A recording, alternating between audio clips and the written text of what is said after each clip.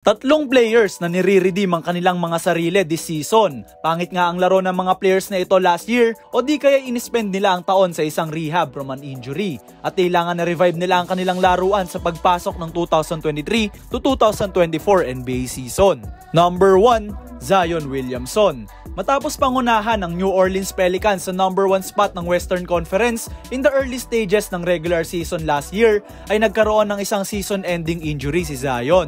Inispend niya nga ang buong 2022 to 2023 season rehabbing his hamstring na naging dahilan na rin ng downfall ng Pelicans sa standings. But this season ay nananatiling healthy relatively ang number 1 overall pick ng 2019 NBA Draft. So far ay 4 na laro pa lamang ang namimiss niya this season at wala pang ang major injury na natatamo si Zion. Nag-a-average siya ng 24 points, 6 rebounds and 5 assists per game as of the recording of this video. At sa ngayon ay nasa 10-9 ang win-loss record ng New Orleans. One thing din na na-maintain ni Williamson ang kanyang weight kahit na papano. Isang bagay nga yan na madalas mapuna sa Pelican star forward na ito, Goat Fam. Samantala, sa patuloy na baglaon ng season ay tignan natin kung masusustain ba ni Zion ang kanyang laruan at manatiling nga kayang healthy for the remainder of the regular season ng player na ito.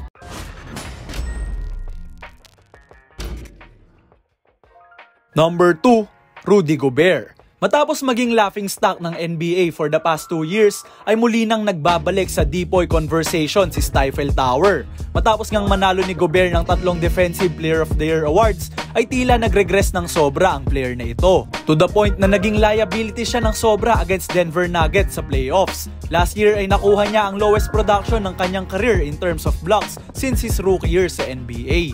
Nagtala nga lamang siya ng 13.4 points, 11.6 rebounds and 1.4 blocks per game sa 2022 to 2023 NBA season. Subalit sa pagpasok ng season na ito ay ibang beast na sa depensa si Gobert. Tila nga nahanap niyang muli ang kanyang defensive groove at sa ngayon ay isa nang muli sa mga frontrunner manalo ng DPOY Award. Tingnan nyo na lang ang impact sa depensa ni Rudy sa isang play na ito, Goat Fam.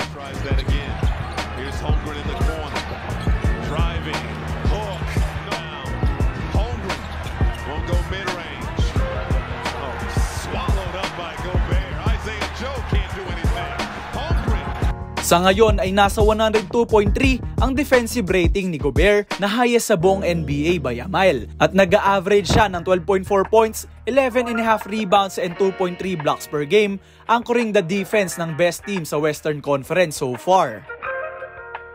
And ang last sa ating listahan ay ang former number 5 overall pick ng Orlando Magic noong 2021 na si Jalen Suggs. Sa unang 2 taon ni Suggs ay naging mediocre ang kanyang performances sa isang Orlando team na nagre-rebuild pa nga lamang noon.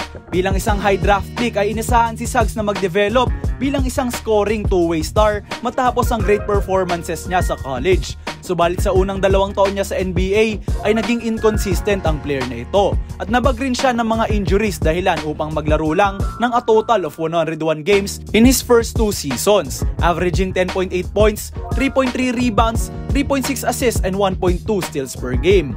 Marami ng mga analyst ang nagle-label sa kanya na isang bust, subalit sa pagpasok ng season na ito ay ibang Jalen Suggs ang nakita natin.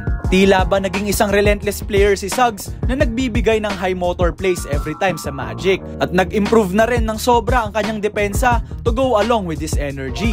From his 112.9 defensive rating last year ay umangat nga yan patungong 104.8 this season. Highest career numbers din ang tinatala niya para sa Magic with his 12.4 points, 4 rebounds and 2 steals per game, being the starting shooting guard ng second best team sa Eastern Conference as of the recording of this video.